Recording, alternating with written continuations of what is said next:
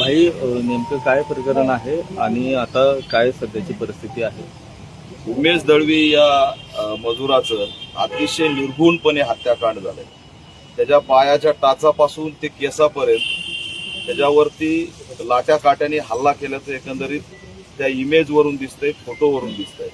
एवढंच नाही, त्याच्या चेहऱ्यावर सुद्धा जखमा आहेत, त्याच्या पूर्ण शरीरावर जखमा आहेत आणि अवघड जाग्यावर जिथं त्याचा प्रायव्हेट पार्ट आहे त्याचं असणारं लाद घालून ते सुद्धा निकामं केल्याचं किंवा काहीतरी मोठं शस्त्र तिथं मारलेलं आहे. एवढा क्रूर हत्याकांड आहे. महाराष्ट्राच्या पाटलावर हादरून टाकणारी ही घटना आहे. हा दलित परिवारातला आहे आणि गेल्या सकाळपासून कुटुंब शिवाजीनगर बीड या पोलीस स्टेशनला बसून आहेत. त्यांची तक्रार घेतली जात नाही.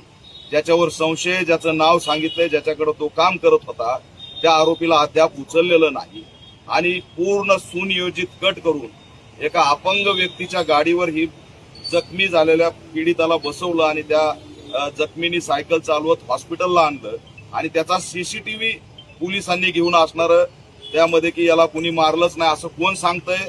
एक अपंग व्यक्ती सांगतोय, ज्याला चालता येत नाही, काय नाही.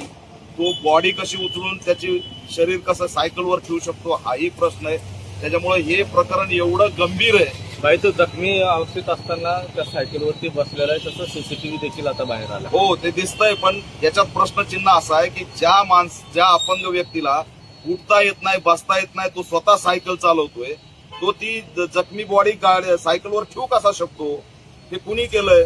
त्याच्यामुळे सुनियोजित कट करून पुरावे नष्ट करण्याच्या उद्देशाने एकदम कट करून हा हत्याकांड घडून आणलेला आहे. त्याला एवढं मारलंय, एवढं बेदम मारलंय की संतोष देशमुख हत्याकांडाच्या बरोबर ही घटना घडलेली, त्याच्यापेक्षाही मोठ्या प्रमाणात त्याचा प्रायव्हेट पार्टच निकामा केलेला आहे. एवढं भयंकर त्या ठिकाणी त्याच्यावरती हल्ला झालेला आहे आणि दुर्दैवाने पोलीस यंत्रणा म्हणते की पोस्टमॉर्टम रिपोर्ट आल्यावर एफआयआर करू.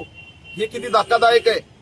अरे, जो आरोपी फरार होईल त्याला अद्याप अटक का केलं नाही? त्याला उचला. त्याची आई, बायको, लेकरं इथं पोलीस स्टेशनला न्याय मागत बसलेत. ते न्याय कोण देणार आहे? त्याचा सकाळी मोबाईल फोडण्यात आलेला आहे. त्यांनी रात्री घरी फोन करून सांगितलं माझ्या जीवाला धोका आहे, मला सकाळी ऍडमिट करा. त्याला मारहाण झालेली, त्याच्यावरती क्रूर हल्ला झालेला आहे आणि जखमा दिसत असताना पोलिसांना आणखी कोणता पुरावा पाहिजे? कुणाचा दबाव आहे का?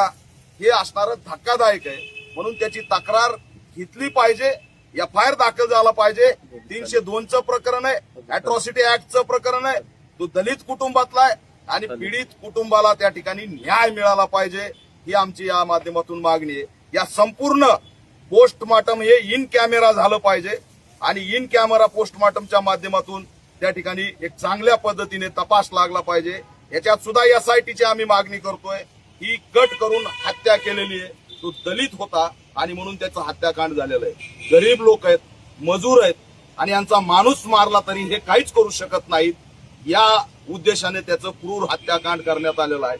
माज आणि मस्ती एवढी आहे की अद्यापपर्यंत त्या ठिकाणी त्याचा अटक सुद्धा या ठिकाणी झालेली नाही. याचा आम्ही निषेध करतो. थँक्यू भाई.